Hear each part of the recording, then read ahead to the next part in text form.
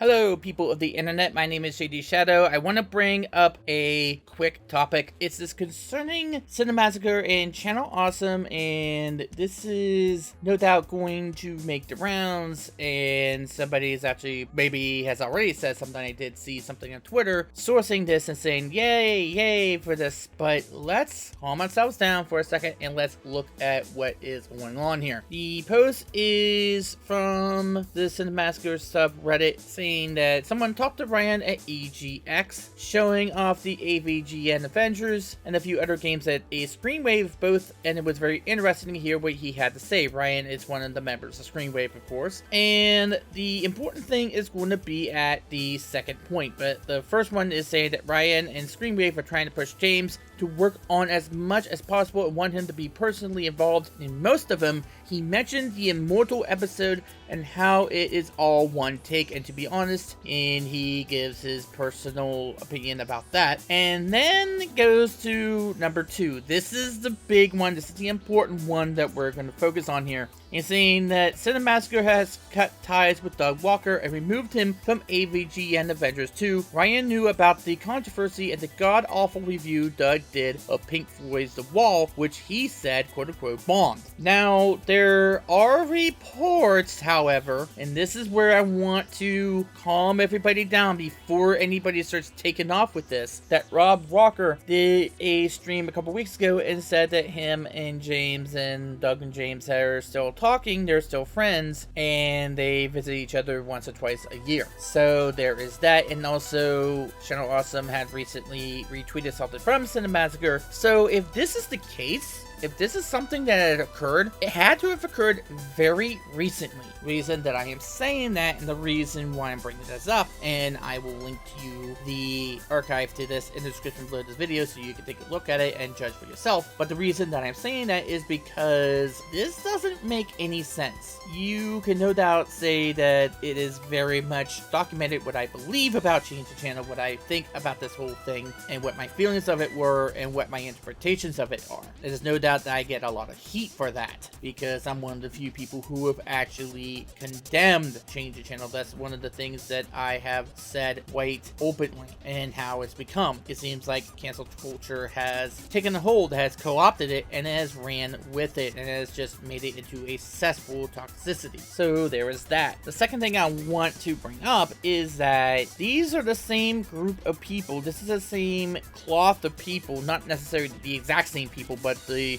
kinds of people who attacked James for not reviewing the Ghostbusters 2016 movie. He was attacked by it, and people put words in his mouth as to what he quote-unquote really meant by not wanting to review it. And also he was attacked for having ties with Alpha Omega Sin, and you can no doubt understand why they didn't like him having a friendship with him. Yeah, that whole thing gets brought up more times than I care to count, and the only people who keep bringing that up are the people that quote-unquote hate it but need to keep bringing it up because for some reason every time they bring it up they get page clicks. But why would he suddenly bow down to the same people who have been attacking him for stuff like that when he tries his very best to avoid that kind of drama, avoid that kind of internet dramatic stuff that goes on almost constantly in social media anymore, especially when it takes a few weeks between when Rob said that him and James are still friends to when this came out,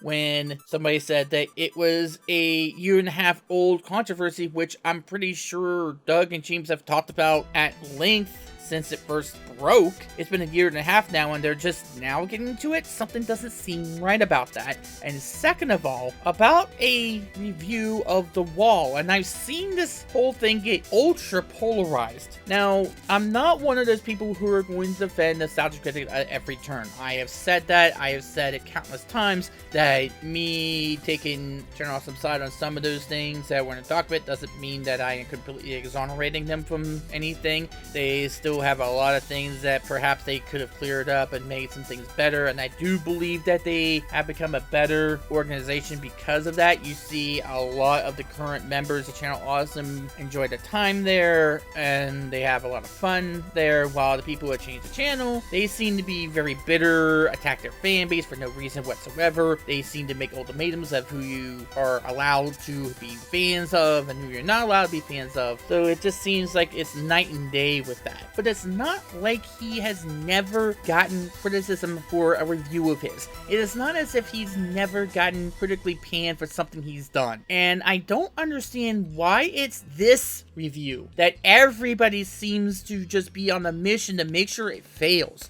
I don't know if it's because Corey Taylor, the lead singer of Slipknot and Stone Sour, two bands that are awesome by the way, was in this. I don't know what was going on with it. I never watched this myself in order to make sure if it sucks or whatever. But if it does, then hey, he missed the mark on one. So what? Move on. I don't understand why it's this one that has gotten so polarized and has gotten so much of a reaction that people think that it should destroy Doug's career more so than any document or any movement to change the channel would do to him. Why would it be this one that had so much negativity drawn upon it? I don't understand the logic in that. If it is just that review, then okay, then the people didn't like the review. He moved on from it. He's going on with his life. I don't get that. I don't understand that. Why is it that much of a big deal that you didn't like a particular review that he has done, or you didn't agree with what he said, that you can't watch him anymore? I don't understand that. Why is it that review? He has done years upon years of reviews. Every 2 weeks he puts out a new review.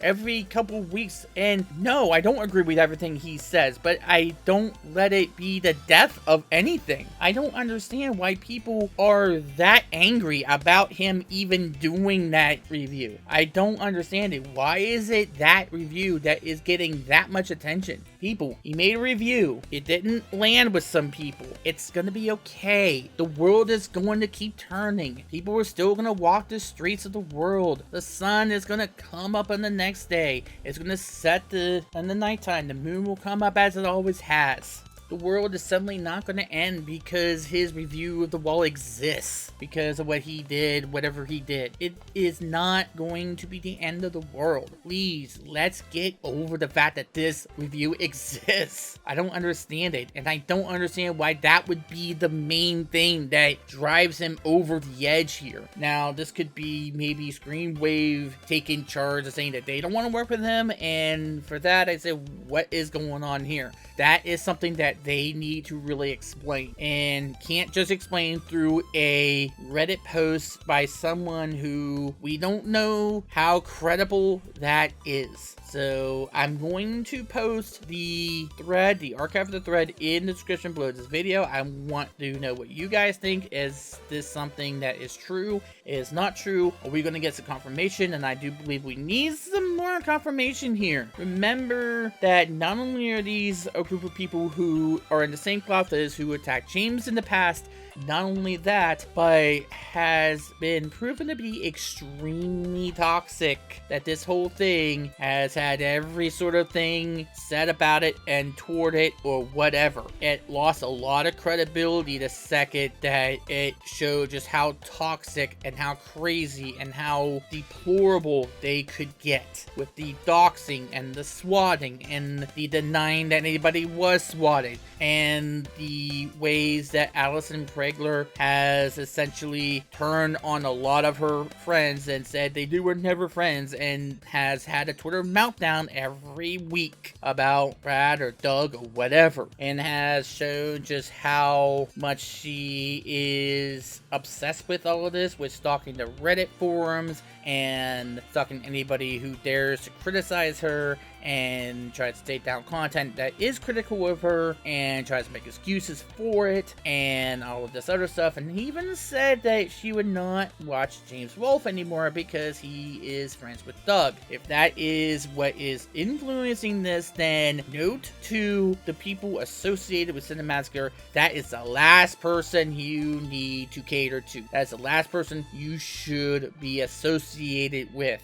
please, let's not get associated with anything with Allison is associated with. We have been known for years about how horrible she is acting. And if it sounds like I'm being a little bit biased, it's because she has went after me too. And yes, that video is now back up. I waited the entire 10 days. No one said anything. And Special Report 93, the one that I talk about Allison's explanation behind the Applebee's thing, is now back up, along with the It's Pat thing. So yes, she has proven beyond the shadow of a doubt that she is so paranoid and so bitter, and I do have a bit of a bias because she has came after me, knowing that what I have said is very critical of her, and I would not say that if I didn't have a means to believe that what I'm saying holds water. I don't just say things for the page clicks. I don't just do that kind of stuff. I don't do clickbait. I actually do believe the stuff that I say, and I honestly do believe that I can exonerate Channel Awesome of some things, but not all of things, and that Allison Pregler, and I don't care if I'm pronouncing her name wrong, so let's get that out of the water right now. But I do believe that Allison does not need a bit of psychiatric help on this. I do believe that she's using this for her own financial gain. It is without Change the Channel that she really doesn't have that much of an audience, because